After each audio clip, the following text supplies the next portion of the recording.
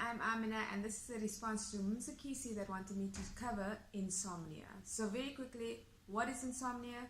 Insomnia is the inability to fall asleep, the inability to stay asleep, so you wake up in the middle of the night, or it's sleeping through the night and then still waking up feeling unrested, feeling non-restored, non-recharged.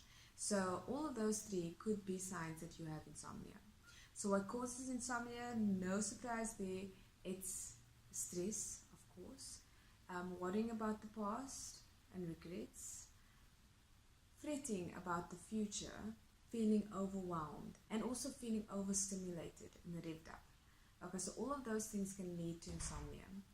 Now, I want you to realize that when you have insomnia and you're laying there, you are out of control. You need to take control of your brain again.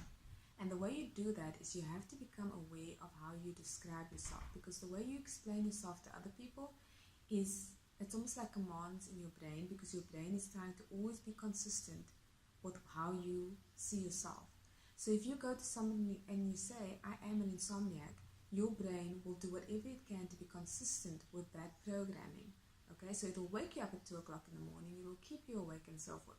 So you have to start reprogramming your brain, and this is a conscious effort, and it's not easy because you don't have immediate results, but it will come. So what you have to do is you have to say things that are not true now, but that you really want. So you have to say things like, I am a good sleeper, I have restorative sleep, I sleep easily, I wake up easily.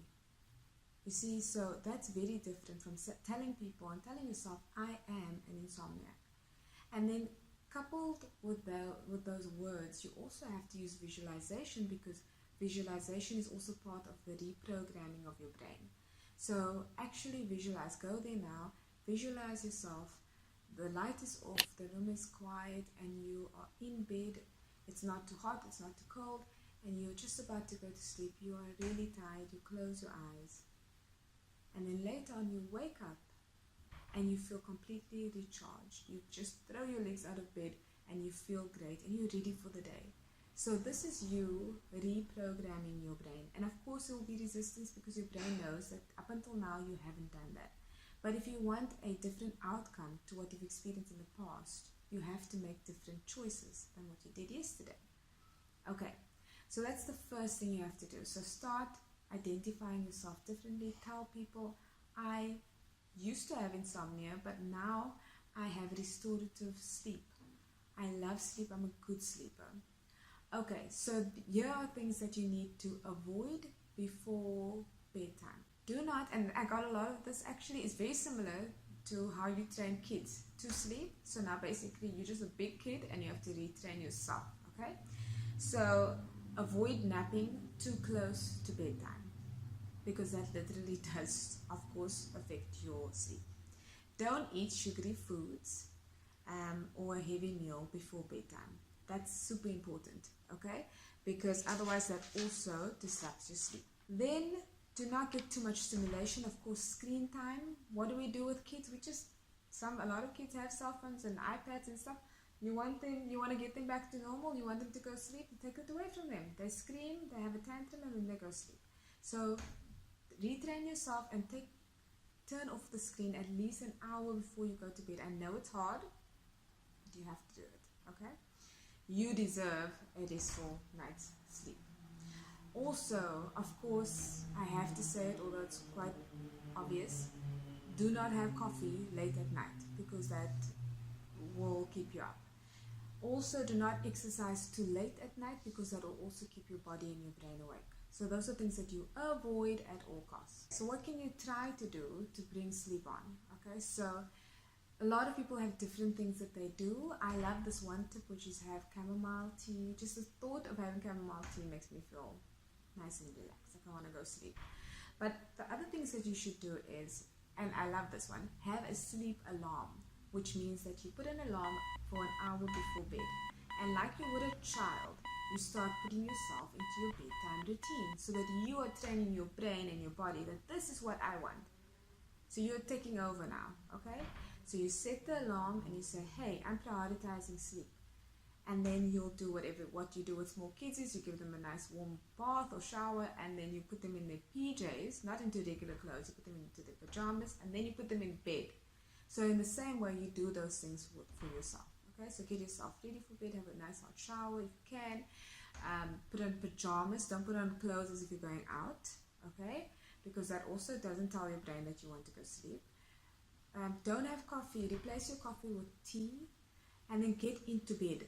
This is about a half an hour before the time you'd like to go sleep. Make your bedroom comfortable, make sure that there's no screens on, make sure that the light is off, it's nice and dark, it's not too hot, it's not too cold, you're in your PJs and you're under the blankets, okay, you're on top of the blankets if it's hot. And I want you to just lay there and then do this. This is something that my kids do all the time.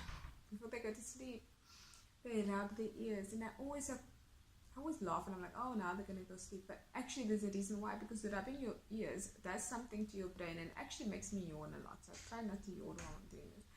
But it actually works. So just rub your ears, okay?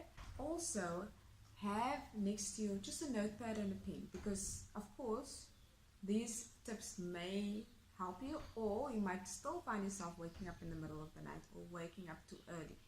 Then instead of laying there, which is what I used to do for hours, waiting to fall asleep and thinking of all the things I have to do, just take a pen and paper and write out the main things that you need to do.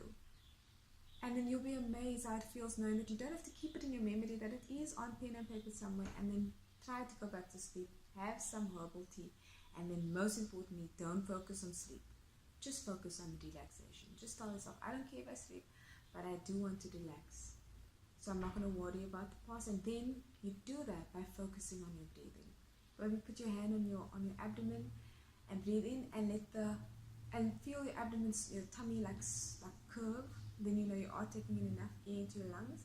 And just focus on your breathing. And just by focusing away from sleep, you may just fall asleep. Okay, so there's so many other tips I want to give you, but I am on a 5-minute march and I'm over it already. So let me know in the comments below what else you would like me to cover. Also, what other solutions you have for insomnia, and let's keep the chat going, because we want a wonderfully healthy, happy life. You can also follow me on Twitter with the hashtag Amiena Inspired at @AmienaPic, and like this video if you like it, share it with those you love that are not sleeping well, and we will chat soon. Okay, much love.